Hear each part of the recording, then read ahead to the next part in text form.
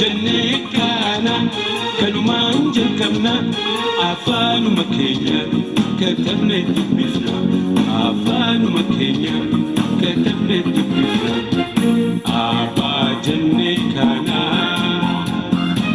kanumaan jalqabna afaanuma keenya katabnee dubbifna baranja barsiifna. Hello, akkam jirtan baga nagayaa walitti deebine an Abdallah Siraaj addaan turre miti dhiifama haaloo tokko tuyyuu naaf hin mijatini anis barataatiin jira akkasuma barattoota kan koo kan barataa jiranis ni jiru saniifis biizii tahee yeroo tokko yeroo hedduu isaanis nan gargaara yeroo tokko mataa kan kootiifis nan carraaqadhaa jechuudha. So gabaabumatti ar'a qubeen ani fide kuni barmoota kutaa tokkoffaadhaatii fi isin warra kutaa tokkoffaa baratuu fi warra kutaa lammaffaa barataa jiru barattoota tantoo jechuudha. Isin lamaanuu sirriitti fayyada. Akkaataan inni itti isin fayyadu amman isiniif ibsa. Warra qubee hin beekne kan kutaa tokkoffaa keessa jirtan qubeen isin fayyadu sadarkaa sadiitti isinii qopheesseetiin jira. Sadarkaa tokkoffaan isii kana. Sadarkaa tokkoffaan isii kana. Sadarkaa lammaffaan isii tana. Sadarkaa sadaffaan qubee cimdiidha. Qubee cimdii isii tanaa jechuu. Sadarkaa sadiitti qubee sirriitti jabeessitanii barachuu danda'uudha qabdan warra kutaa lammaffaa bira gahuudhaaf. Sadarkaan tokkoffaan qubee dubbachiiftuu barmoota kan koo kan waggaa kanaa keessa ni jirti. Itti xiyyeeffannaa godhaa hin jirtanii karaa gabaabaadhaan isiniif ibsuudhatu na dirqe.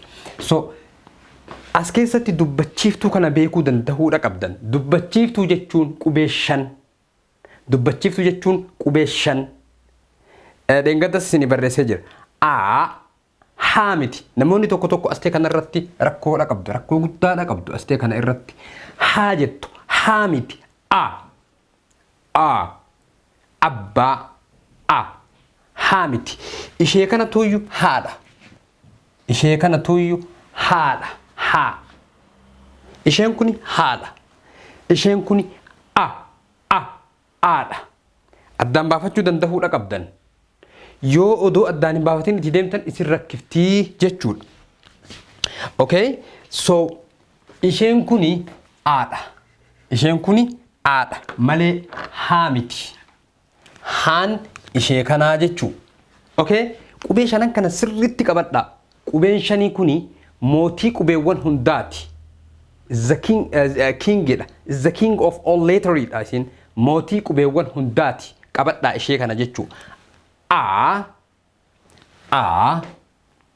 E I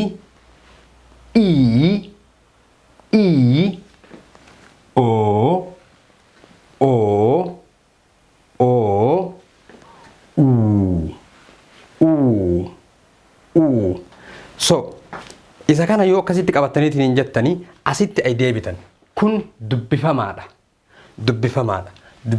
Qubee guddaadhaa fi xiqqaadhaan lafa isinii kaa'e. Qubee guddaadhaa fi xiqqaadhaan lafa isinii kaa'e. Kuni qubee guddaadha. Baa guddaa, baa xiqqaa. Caa guddaa, caa xiqqaa. Daa guddaa, daa xiqqaa. Faa guddaa, faa xiqqaa. Gaa guddaa, gaa xiqqaa. Haa guddaa, haa xiqqaa. Jaa guddaa, jaa xiqqaa. Kaa guddaa, kaa xiqqaa.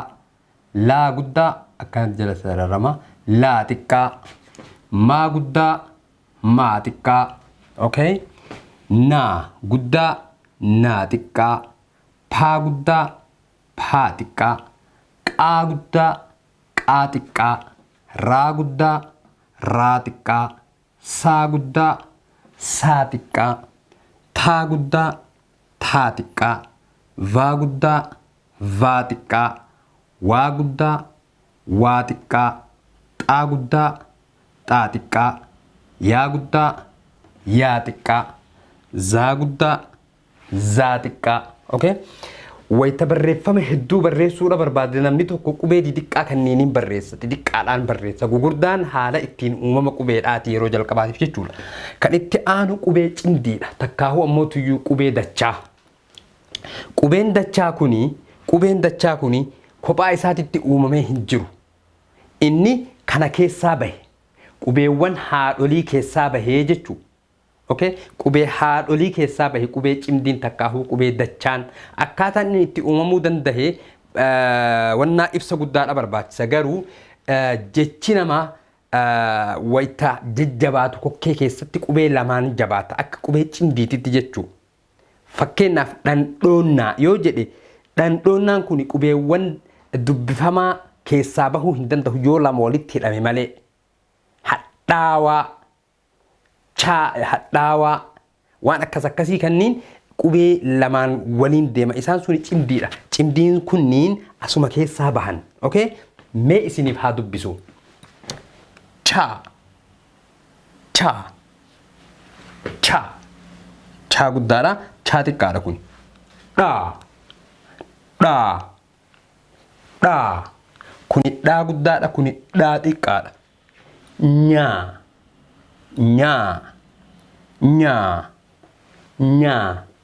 Nyaa guddaa nyaa xiqqaa. Okay?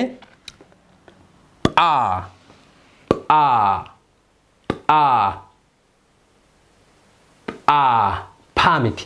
Astee kanatti paadha. Kuni paadha. Kuni phaa. Okay? Kuni shaa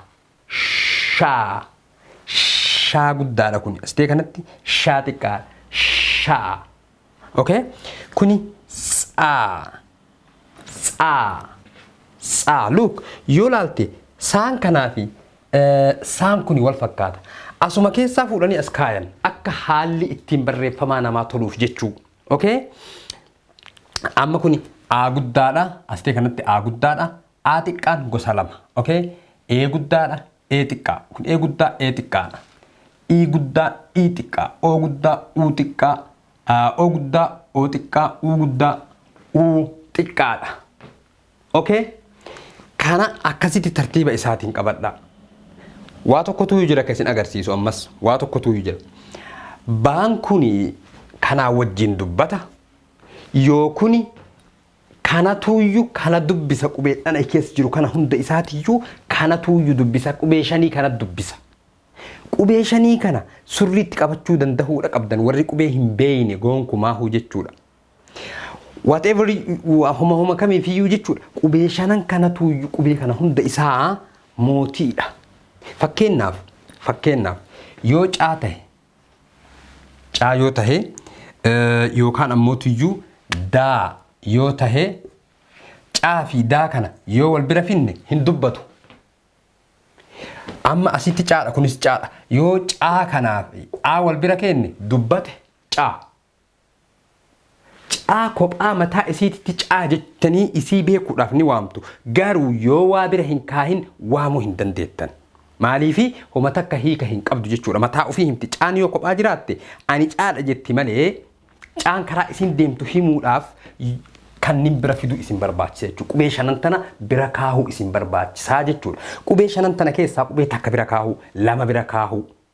Qubee garagaraatu lama gaafa bira keettanis wannaatu jidduu ooluu qaba hudhaa.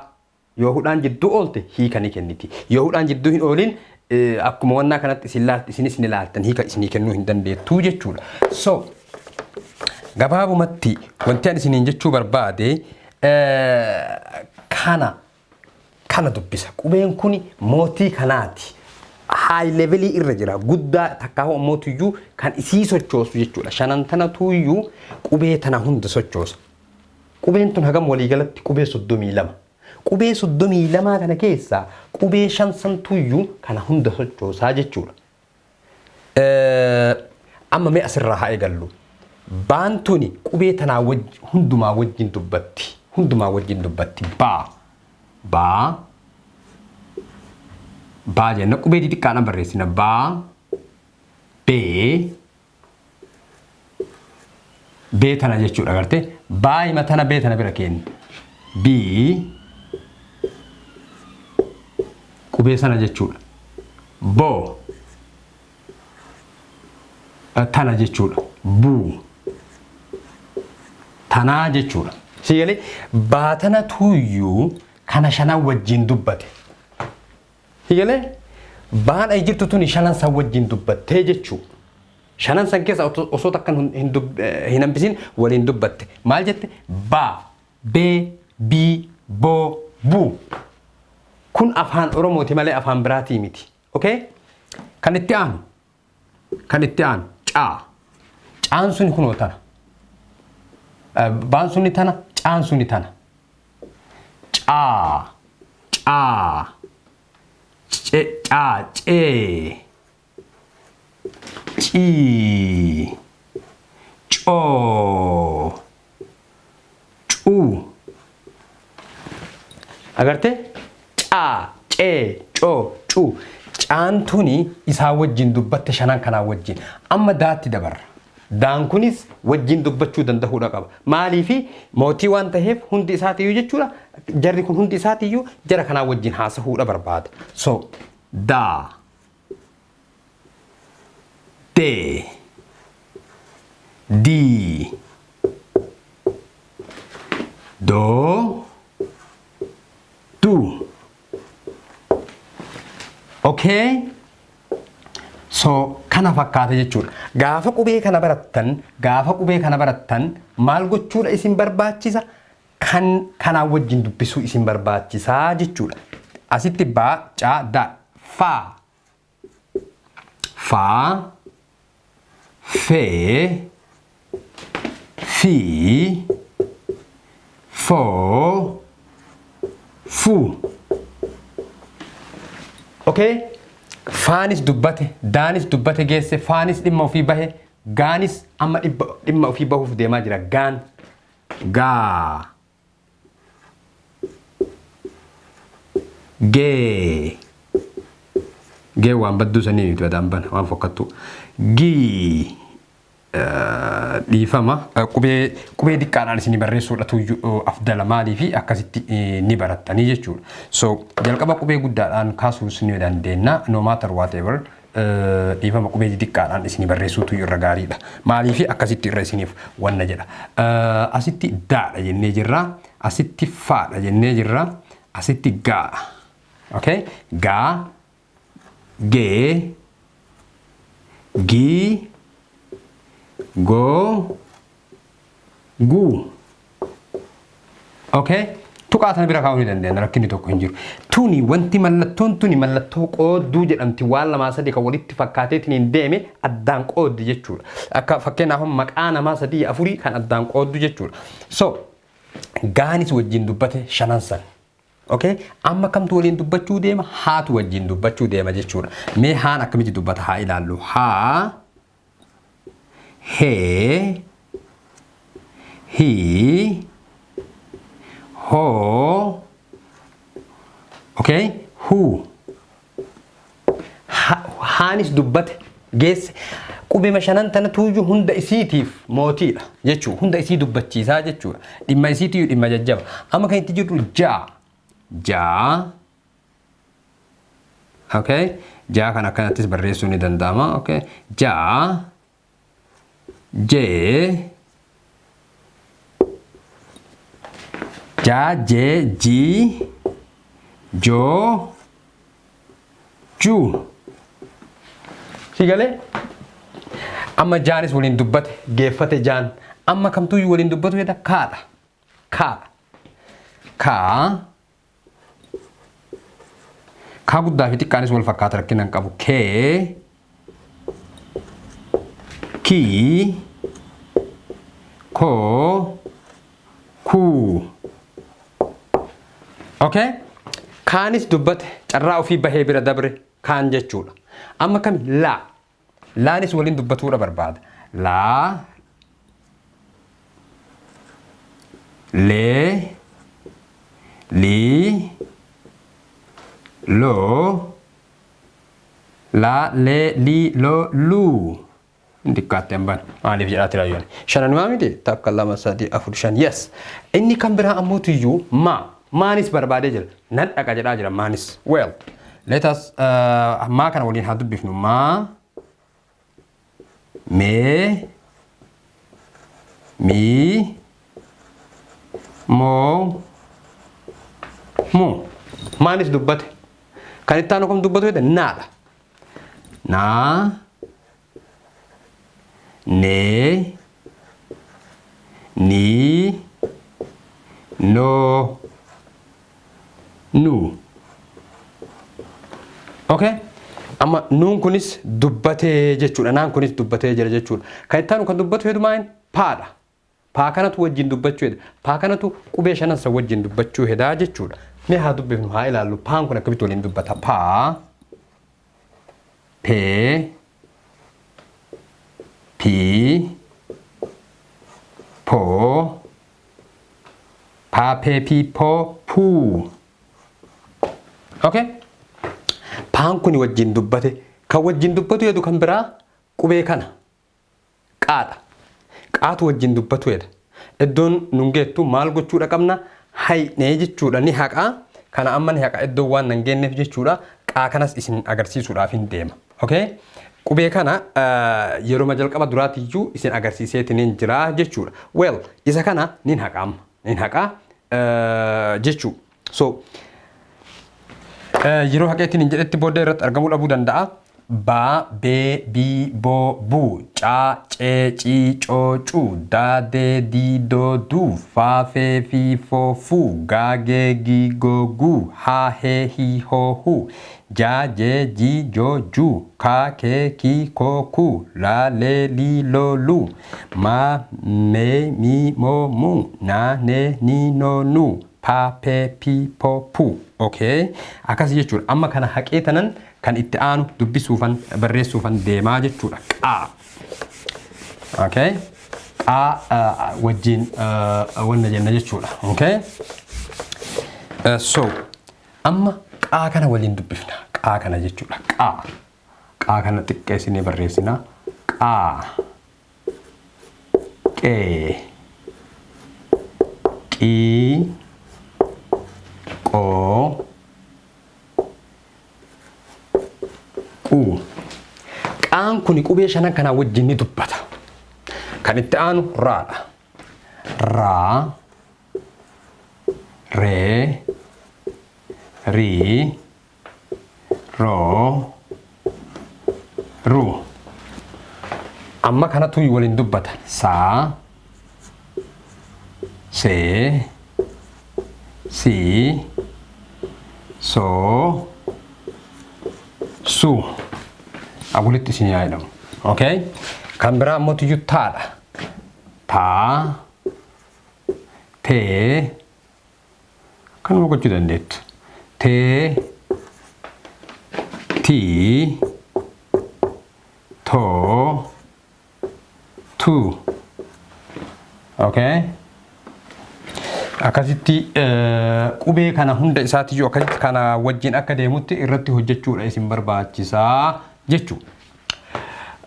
Kan biraa taa irraan vaadha. Va, ve, vi, vo, vu. Wal akka isin harkaan fakkaanne vaadhaaf vuudhaa fi vaan kun yoo wal bira dhufeetiin hin jedhe wal fakkaata. Vaa kana akkanatti wal bira cabsitan. Okay? Akka wannaasitti ni caba jechuudha. Vaan kun jallisaa kun ni cabaa. Yaan ammoo tiyyuu ni taa'a. Okay? Akkana tahaa jechuudha. Kan itti aanu waadha. Waa. Wee. Wii. Wiin kana jechuudha. Okay? Woo. Wuu. Wuu jechuudha. Okay? Kana fakkaataa jechuudha. Kan itti aanu xaa. Xaa. Xee. Xii. Xoo. Xuu. Okay? Akkasitti deemaa jechuudha. Kan itti aanu yaa. Ya. Ye. Yi. Yo. You. Yo jechuun is very good style in England now. Yo namni jedheetiin jedhe yo is gilal adab yani كلمة gilal adabi waan akkas akkasiiti. So faayidaa hin qabdu kilmaan akkasii sun jechuudha. Warra homelessii takkaa ummatuyyuu warra karaarra bulu kanatu waan akkasiiti fayyadama jechuudha. Qishinaadha. So kan itti aanu zaadha. Zaa. Zaan kuni qubee akka qubee xiqqaadhaan barreessuudhaaf zaan kuni zaa akkanatti barraaya. Zaa. Ze. Zi. Zo. Zuudha. Xumurree jirra jechuudha gama qubeewwan dubbifamaa isa kanaatiin jechuudha yookaan wal bira qabneetiin qubee shanan saniin dubbisuu kan barbaadu ta'e xumurree jirra jechuudha. Amma qubee cimdiitti dabarra. Cimdiitti dabarraa jechuudha. Cimdiin kunis dirqama isaa wajjin haasa'uudha qaba. Dirqama. Willi nillee jette faranjiin dirqama jechuudha. Dirqama isaa wajjin haasa'uudha qabaa jechuudha. Kanas plus godhaatiniin dhaabaa barreeffadhaa jechuu barbaade. So amma gama qubee cimdiitittiin isin dabarsaa jechuudha. Okay? Qubee cimdiinis dirqama shanan kanaa wajjin dubbachuu qaba. Kuni warra isin barattoota kutaa tokko keessa jirtan jechuudha. Warra meesii jala jiru, warra tirngoo jala jiruu fi warra dastuu jala jiru qubeewwan kana sirriitti isin beekuu isin barbaachisa jechuudha. Akkasuma warra alamii jala jirtan jechuudha. Amma kamtu waliin dubbatuu qaba? Chaa kanatu waliin dubbachuu qaba. Chaallee kanumatti barreessina garuu iddoo fudhatuu ni yaala. Chaa. Chee. Chi. Cho. Chu. Sinii galee agartanii miti? Kanatu iyyuu hundumaa dubbisaa jechuudha. As jala kan jiru kuni kana hunda isaa ni dubbisa jechuudha. Kuni mootii kanaati. Mootii kanneeniiti jechuu tartiiba kanaatiin kan jiru mootii kanneeniiti jechuudha. Okay? So kan itti aanu qubee dhaa.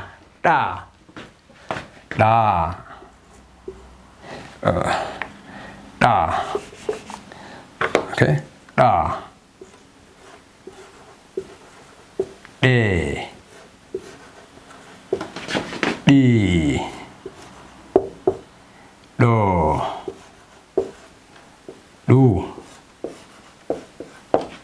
So akkasii jechuudha. Kan itti aanu chaa jennee jirra, dhaa jennee jirra, nyaa. Nyaan tunis qubee xiqqaadhumaan hin barroofti. Nyaa. Nyee. Nyii. Nyoo. Nyuu. Okay? Akkasitti barrooytii jechuudha. Kan biraa phaa. Phaan kun ijoollee hedduu dhiba. Phaa. Phee. Phii.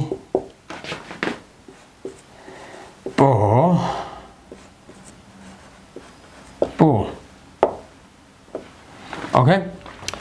Kan itti aanu shaa. Shaa. Shee. Shii. Shoo. Shuu. Okay? Kan biraa ammoo jechuudha tsaa. Tsaa. Tsee. Tsii. No, tsaan kun sorry.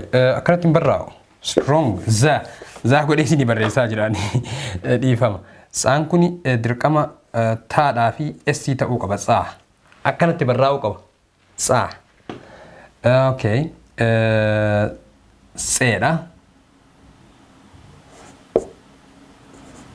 Zaa godhee isin barreessee ture. Tsaadha. Tseedha. Tsiidha.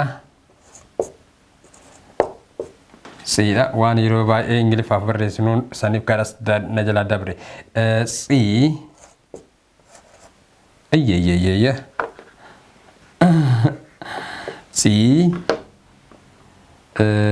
Tsoo. Tsuu. kana fakkaata jechuudha. So walumaa galatti wanti isiniin jechuu barbaade kun qubee dubbifamaa kun qubee dachaa kuni dubbachiistu qubee barachuudhaaf sirriitti haalata qubeedhaa barachuudhaaf dubbisuudhaaf barreessuudhaaf qubee haala an arga isiniif ibse kana sirriitti qabachuu isin barbaachisa. Okay? Qubee dubbachiistuun jalqaba irratti qabachuu isin barbaachisa. Dubbifamaa kanneen qabachuu isin barbaachisa. Cimdii qabachuu isin barbaachisa jechuudha. So isinin warra garee kutaa lammaffaa keessa jirtaniif amma kana hin balleessu kun akkanumatti ta'a. Sunnis akkasitti ta'a. Maaliin isin barsiisa jechuudha? Irra butaa hudhaa rakkinni isi keessan ijoolleen kutaa lammaffaa keessa jirtan rakkinni keessan qubee dheeraa gabaabaa laafaa jabaataa hudhaadhaa fi kanneen kana fakkaatantu baay'ee isin rakkisa. Isarratti fookasii goona. Tartiibaan barataa deemna jechuudha. Jalqaba hudhaa baranna hanga isin qabattanitti booddee ammootiyyu irra butaa baranna hanga isin qabattanitti booddee qubee dheeraa baranna hanga isin qabattanitti ulaagaa seerlugaatii fi akkasuma hiikaa jechootaa yeroodhaaf just gonna make down a leap be. So kana fakkaataa jechuudha. Hanga barmoota biraatiin walitti deebinutti nagayaan naa jiraadhaa. Okay? Chaayinaaliin kuni chaayinaalii afaan Oromooti. Subscribe godhaa nutti dabalamaa. We need namoota Oromoo ni barbaadna. Koottaa nuti dabalamaa. Family walii taanaa. Subscribe, share, like, comment. Post gochuu hin dagatinaa. Hanga barmoota biraatiin walitti deebinutti nagayaan naa jiraadhaa.